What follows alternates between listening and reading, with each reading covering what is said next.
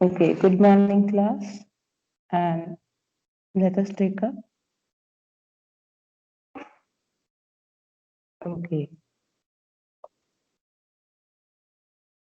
so last time we did, just a second.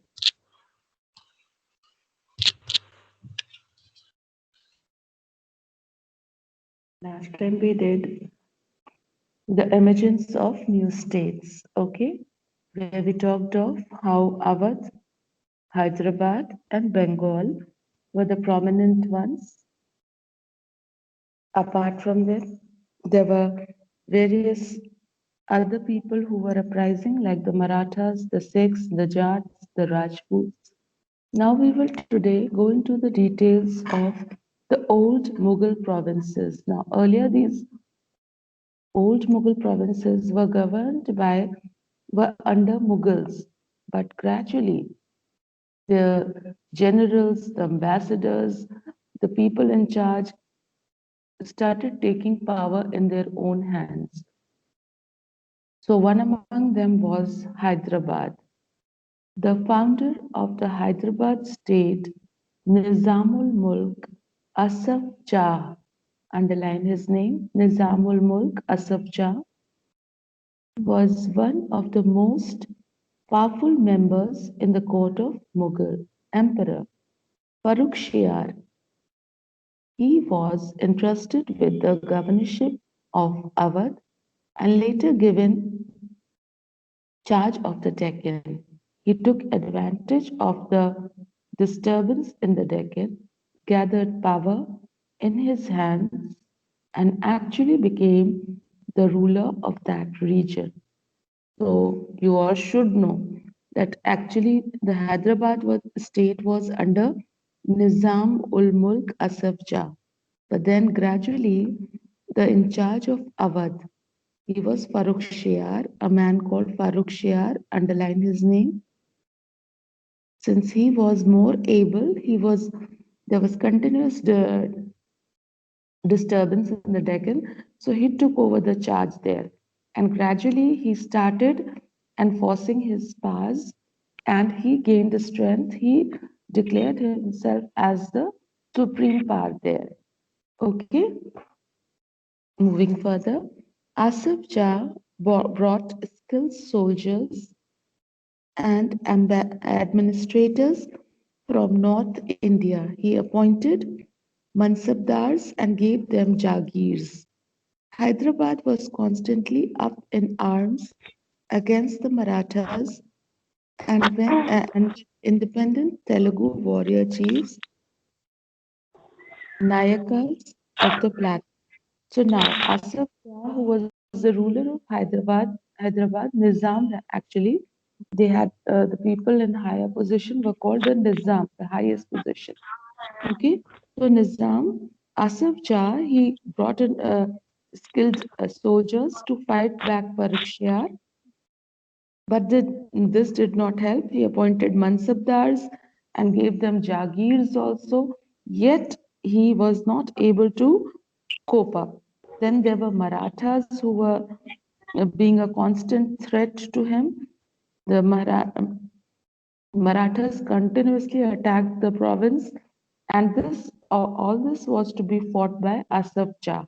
He had number of disturbances in Hyderabad.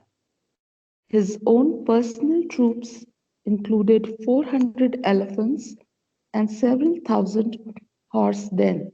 Asaf Jah wanted to take control of the rich textile producing area of the Coromandel coast, but proved to be too weak against the British, who had become very powerful there. So now his aim was actually to take over please underline this, the uh, rich textile producing area, Coromandel coast. Now, this area he wanted to be uh, uh, he wanted to grab that area so that he could have increase in trade and commerce. Yet he was not able to do because of the Britishers who had gained supremacy there. So this was the condition of Hyderabad. It was in utter chaos. Nizamul Mulk Asaf Jah was not able to maintain the discipline there, and Farrukh Shiar, who was the governor of Awadh, was also taking advantage of the situation. He gathered power and attacked the Deccan because it was under a weak ruler and was going through a lot of disturbance. Now, disturbances were from the uh, what do you call it, the Marathas, and the also he had the intention of taking over Coromandel Coast. So the Britishers were also taking a fight against him. Okay, then we talk of the second province, Awadh. Awadh was founded by Burhan ul Mulk Sadat Khan. This is his full name. Please underline Burhan ul Mulk Sadat Khan and underline the year 1722. So it was Awadh was under him. Okay. It was a prosperous region and the main trade route between North India and Bengal. He was initially appointed Subedar of the state and also held the office of the Diwani, Subedari, and the Faujdari. So please underline the important posts which he held: Diwani, Subedari, Faujdari. All this was under him. Okay. And he was the one who had founded. And if you see, he was appointed as a Subedar of the place. Okay. Awadh, he was the Subedar of the place. But then, since the Mughal rulers were weak, he had started accumulating power. In short, he was responsible for managing political, financial, and military affairs of the province of Awadh. Now, since he was managing all these things, the political affairs, the financial affairs, and the military affairs. Why? Because he was acting as a Diwani, he had a post of Diwani, Subedari, and Faujdari under him. Now, see what happened? In order to decrease the Mughal influence in Awadh, he reduced the number of office holders, that is Jagirdars, and also reduced the size of the Jagirs. He appointed his own trusted servants in their place and acquired a number of Rajput zamindaris and fertile lands of the Khans of Rohilkhand. So now what he did was he wanted his power to increase, his influence to increase, and he knew that the Mughals were not efficient enough. So what he did was he appointed his own trusted soldiers. He reduced the Jagirdar, please switch off, and then the zamindars and the zamindaris of the Rajputs were taken away, and also the fertile lands of the Afghans of Rohilkhand was also acquired. Now, Awadh had always been a very prosperous region, and it was a main trade route between West Bengal and other states. Okay? Then the state depended on bankers and Mahajans for loans. It sold the right to collect the tax of the highest bidders. These revenue farmers agreed to pay the state a fixed sum of money. In return, the revenue farmers were given considerable freedom in the assessment and collection of taxes. These developments allowed bankers to influence the management of the state's revenue system. So now you can see how gradually these Mahajans and the other people in hand were influencing the power. The powers were in the hands of the other highest bidders. That means it was not accumulated in the hands of the Mughals. Mughals were weak rulers, so they could not grab the hold.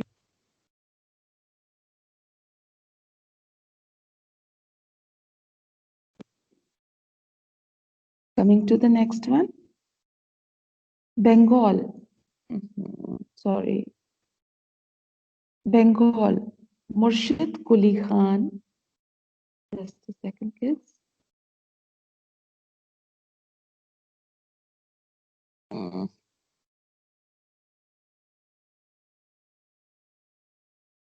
Okay. Bengal was the third province. Murshid Quli Khan, please underline, was the governor of Bengal. Taking advantage of a weak center,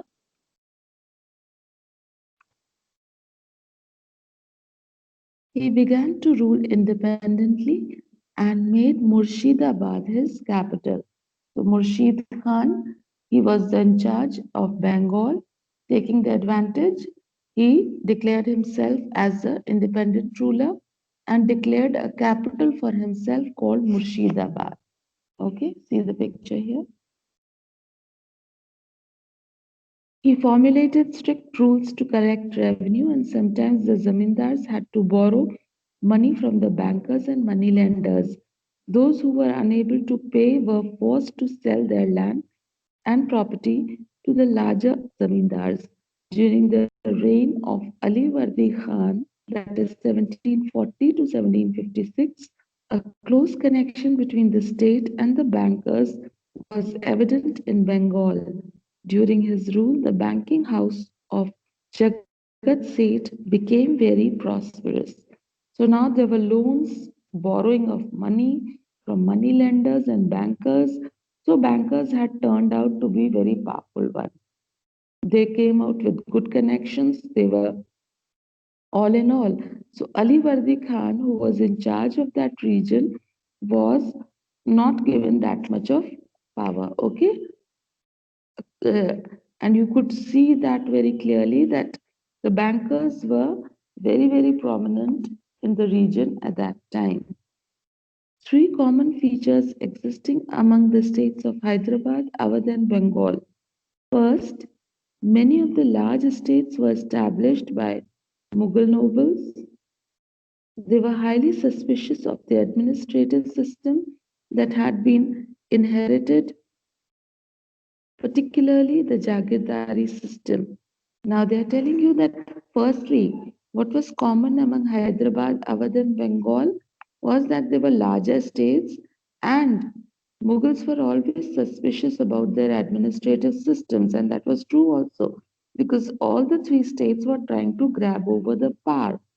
Then the second, their method of tax collection differed. The practice of Ijardari spread all over India in the 18th century. Underline Ijardari.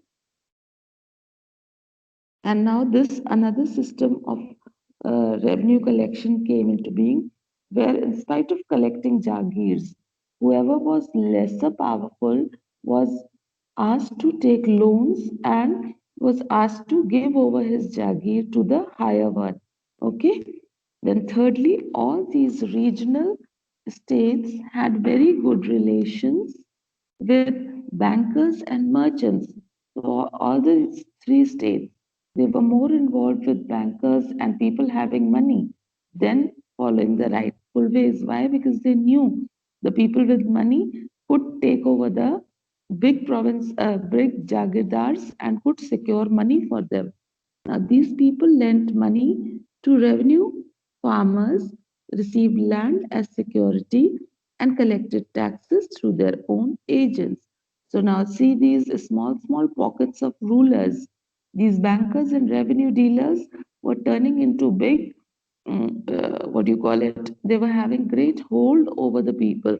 Why? Because once they gave money, they lended money for the revenue to the revenue farmers, etc. Now the interest was taken in bulk, and the security land was taken as a security, and they sent their own agents for collection of such jagirs, okay, such money. So we stop here for today. Any question? I hope everything's clear. Yes, ma'am, everything's clear. Okay. Yes, So ma'am. I would request you all to go through the chapter reading till here and then do the glossary, and we'll be taking up question answers gradually.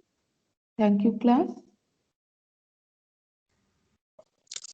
Thank you, ma'am. Bye.